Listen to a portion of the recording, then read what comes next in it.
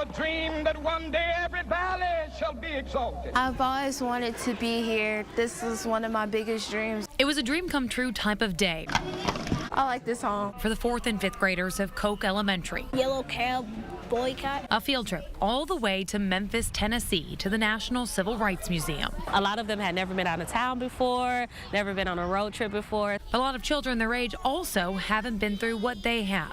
Last August, their classmate Jamila Bolton was shot and killed in her Ferguson home. We think about her a lot. She was a great impression on everybody. Everybody loved her. The 9-year-old's tragic death struck a chord with St. Louis City Police Officer Solomon Thurman. The community doesn't stop or start at the city limits. You know, it goes beyond. So he and the members of the downtown bike unit raised money. We really wanted to pour into them and just to show them that we care. And that's how 34 elementary students ended up at the Civil Rights Museum with police officers as their chaperones.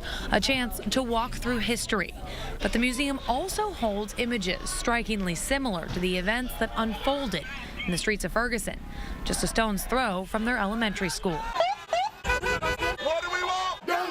They were able to make those connections, and just because they have seen, you know, in their own backyards a lot of the unrest and protesting, and it's very comparable to the things that were going on during the Civil Rights Movement. It's a new understanding of those very familiar messages and themes echoed within the halls here at the Lorraine Motel in Memphis that those children and those officers will now carry with them back to St. Louis. As they say, the children will lead us.